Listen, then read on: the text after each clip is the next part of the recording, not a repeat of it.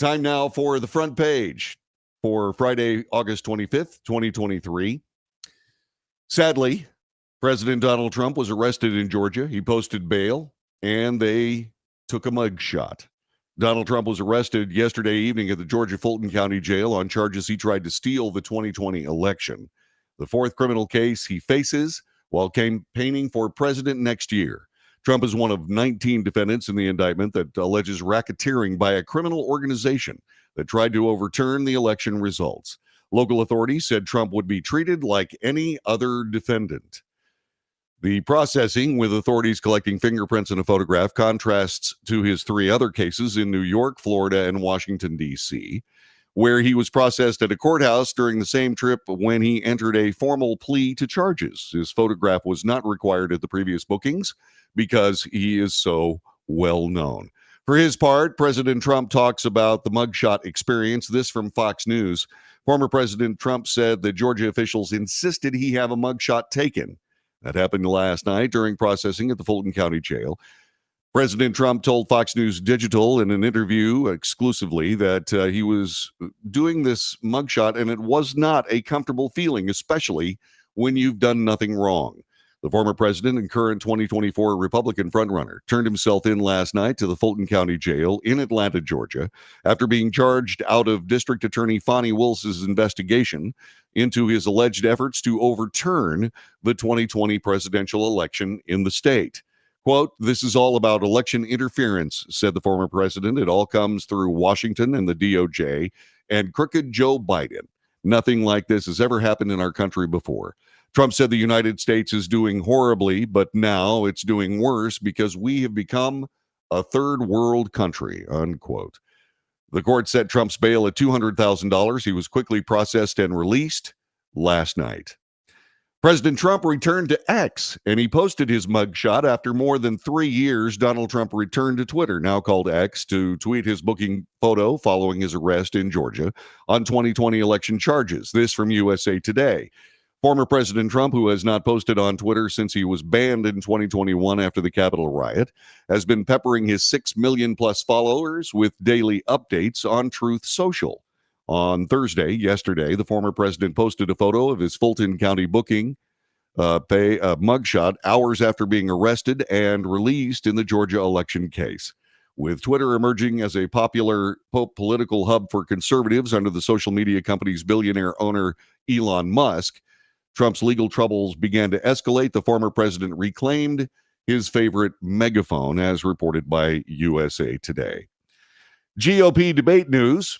Voters say that DeSantis won the debate, with Vivek Ramaswamy coming in second. This from Fox News. A poll taken after the first GOP presidential primary debate showed a plurality of Republicans felt that Florida Governor Ron DeSantis won the night.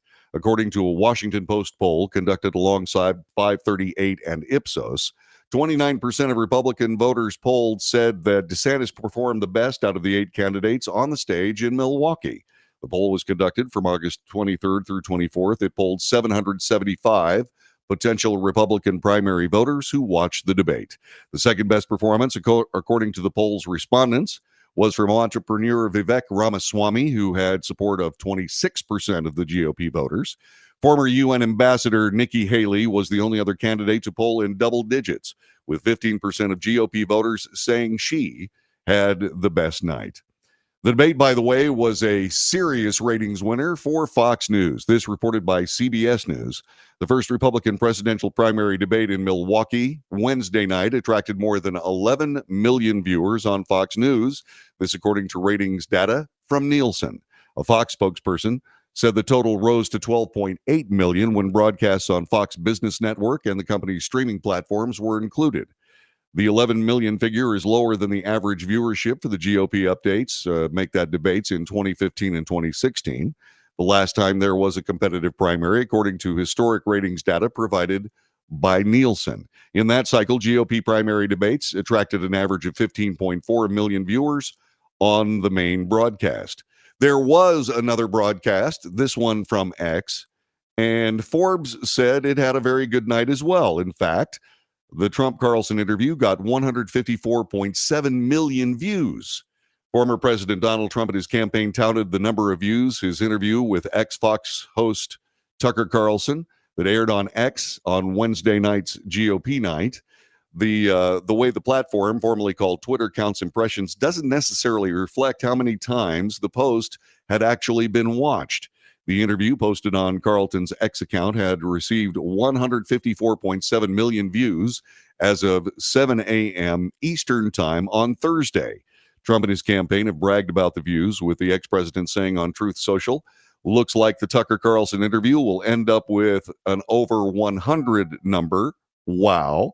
And his campaign said in a statement that Trump won this evening's debate in dominating fashion.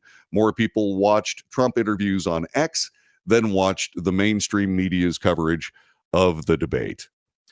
Crime news this morning: a father is dead after confronting scooter thieves. This from ABC News. A father has been shot and killed after an early morning confrontation with scooter thieves in their own backyard, said police. The altercation took place Wednesday morning at approximately 4:39 a.m. in Aurora, Colorado, when a father and his son, who currently remain unnamed, awoke to the sound of two suspects stealing scooters parked in the backyard of their house. This according to a statement released by the Aurora Police Department on Wednesday. The man and his son went outside to confront the two suspects. The thieves were able to quickly abscond with the stolen property, causing the father and son to give chase to the suspects in their pickup truck. The man and son chased the suspects in their pickup. During the chase, shots were fired. The man and son then returned home, at which point they noticed a vehicle drive by in front of the house, fire several rounds into the home. One bullet struck the father and fatally wounded him. From Fox News, an Oregon judge has ruled in favor of conservative journalist Andy Ngo and his claims that he was brutally assaulted by members of Rose City Antifa during a June 2019 protest in downtown Portland. Multnomah County Circuit Judge Shanpon Sinlapasai directed three defendants to individually compensate Ngo with $100,000, culminating in a total of $300,000 in damages.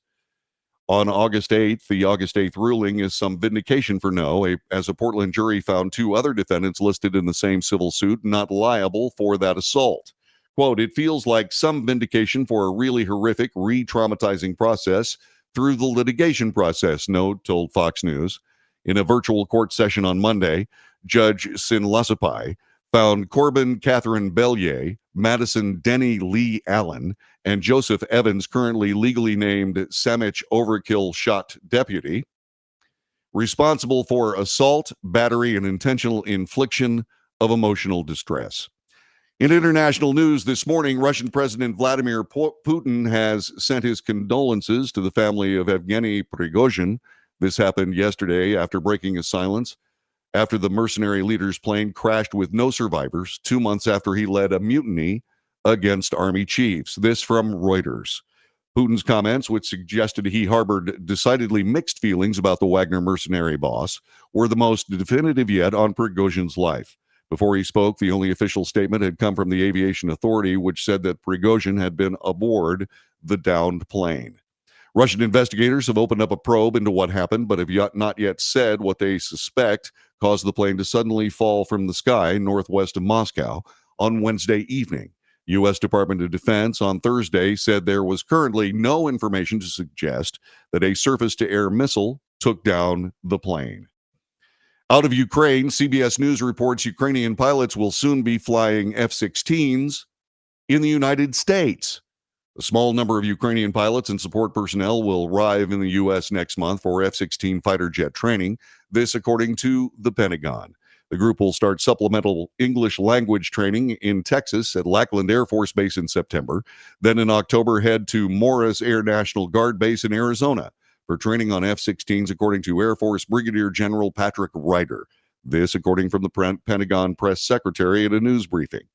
The training in U.S. is expected to run concurrently with a program led by Denmark and the Netherlands in Europe.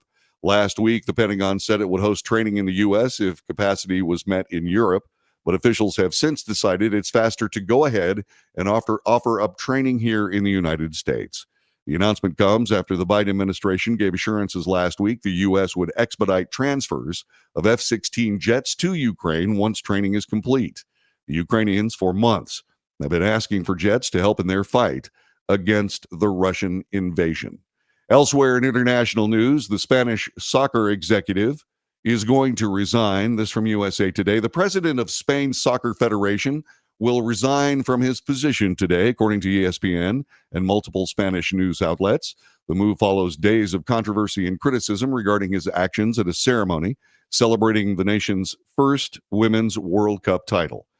FIFA opened up disciplinary proceedings yesterday against Luis Rubiales for his unsolicited kiss on the lips of Spanish star Jennifer Hermoso after she helped Spain to a 1-0 victory over England in the World Cup final.